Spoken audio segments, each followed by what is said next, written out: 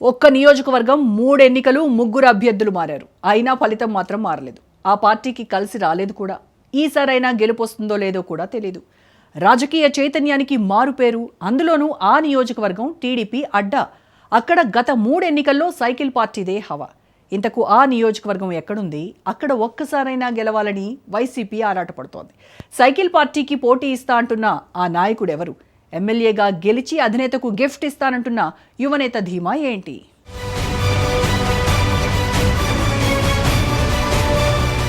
AP రాజకీయాల్లో గత 3 ఎన్నికల్లో ఒక్కోసారి ఒక్కో పార్టీ అధికారంలోకి వస్తోంది. రాష్ట్ర విభజన తర్వాత 2014లో టీడీపీ కూటమి, 2019లో వైసీపీ, 2024 ఎన్నికల్లో మళ్లీ టీడీపీ కూటమి అధికారాన్ని దక్కించుకున్నాయి. రాష్ట్రంలో ఏ పార్టీ అధికారంలోకి వచ్చినా ఆ నియోజకవర్గంలో మాత్రం గెలుపు టీడీపీదే. బెజవాడలో మొత్తం 3 అసెంబ్లీ నియోజకవర్గాలు ఉన్నాయి. అందులో ఒకటి బెజవాడ తూర్పు నియోజకవర్గం. ఆ నియోజకవర్గం నుంచి వరుసగా 3 సార్లు ప్రస్తుత టీడీపీ ఎమ్మెల్యే గద్దె రామ్మోహన్ విజయం సాధిస్తున్నారు. అది కూడా వైసీపీ అభ్యర్థులపైనే. 2019 ఎన్నికల్లో వైసీపీ సునామీలో కూడా ఇక్కడ టీడీపీనే విజయం వరించింది. అంతలా విజయవాడ తూర్పు నియోజకవర్గంలో టీడీపీ జెండా పాతేసింది. టీడీపీకి మొదటించి అండగా ఉంటున్న ఓ బలమైన సామాజిక వర్గం ఓటర్లు అత్యధిక సంఖ్యలో బెజవాడ తూర్పు నియోజకవర్గంలో ఉండడం కూడా సైకిల్ పార్టీ ఎమ్మెల్యేకి కలిసొస్తోంది.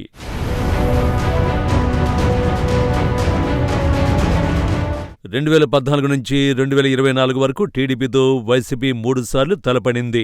3 ఎన్నికల్లో 3 అభ్యర్థులను మార్చి ప్రయోగం చేసింది వైసీపీ. 2014 ఎన్నికల్లో కాపు సామాజిక వర్గానికి చెందిన వంగవీటి రాధ ఈ నియోజకవర్గం నుంచి వైసీపీ తరఫున ఎమ్మెల్యేగా పోటీ చేశారు. రంగా తనయుడిగా మాజీ ఎమ్మెల్యేగా బెజవాడ రాజకీయాల్లో పేరు పొందిన రాధనే సరైన అభ్యర్థి అని వైసీపీ భావించింది. కానీ ఆ ఎన్నికల్లో విజయవాడ తూర్పు నియోజకవర్గం నుంచి గద్దె రామ్మోహన్ ఫ్యాన్ పార్టీపై విజయం సాధించారు.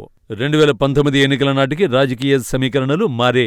గతంలో వైసీపీ నుంచి పోటీ చేసిన వంగవీటి రాధ ఆ పార్టీకి గుడ్ బై చెప్పి టీడీపీ తీర్థం పుచ్చుకున్నారు. దీంతో ఆ ఎన్నికల్లో కమ సామాజిక వర్గానికి చెందిన బొప్పన భావకుమార్ని ఎన్నికల బరిలో నిలిపింది వైసీపీ.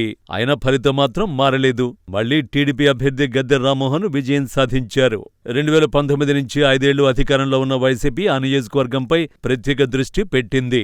పేదలకు పెద్ద ఎత్తున ఇళ్ల స్థలాలు ఇచ్చింది. కృష్ణలంక ప్రాంతవాసులు ఎదుర్కొంటున్న కృష్ణ వరదల సమస్యకు పరిష్కారాన్ని చూపింది.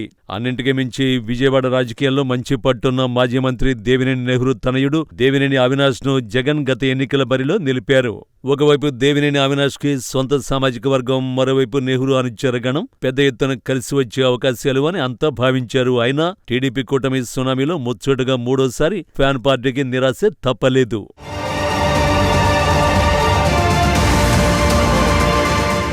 గత ఎన్నికల్లో టీడీపీ చేతిలో దేవినేని అవినాష్ ఓడిపోయారు. ఒకసారి వైసీపీ నుంచి విజయవాడ తూర్పులో పోటీ చేసిన అభ్యర్థి రెండోసారి ఎన్నికల్లో మళ్లీ పోటీ చేయలేదు. కానీ దేవినేని అవినాష్ మాత్రం అలా కాదు.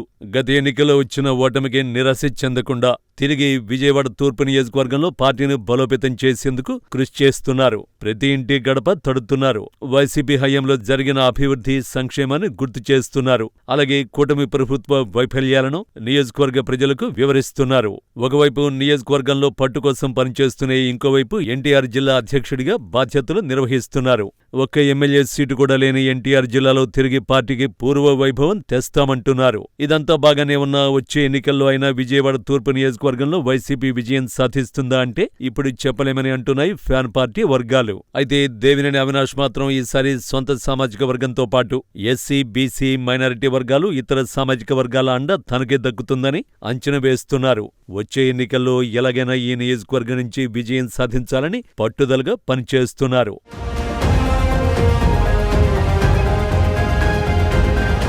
విజయవాడ తూర్పు నియోజకవర్గం నుంచి వరుసగా 3 సార్లు గద్దె రామ్మోహన్ విజయం సాధించారు. దీంతో సహజంగానే ఆయనపై కొంత వ్యతిరేకత వచ్చే ఛాన్స్ ఉంటుంది. దీనికి తోడు కూటమి ప్రభుత్వ వైఫల్యాలు కలిసి వస్తాయని అవినాష్ వర్గీయులు చెబుతున్నారు. ఇలా అన్ని అవకాశాలు కలిసి వస్తే అవినాష్ గెలుపు ఖాయమని జగన్కి మొదటి గిఫ్ట్ ఇక్కడి నుంచే అంటున్నారు అవినాష్ వర్గీయులు. అయితే ఎన్నికలకి ఇంకా చాలా సమయం ఉంది. అప్పటికి రాజకీయ పరిణామాలు ఎలా మారుతాయో ఇప్పుడే అంచనా వేయడం అసాధ్యం. కాబట్టి రానున్న రోజుల్లో ఏం జరుగుతుందో, వైసీపీ ఆశలు ఎంతవరకు ఫలిస్తాయనేది వేచి చూడాల్సిందే.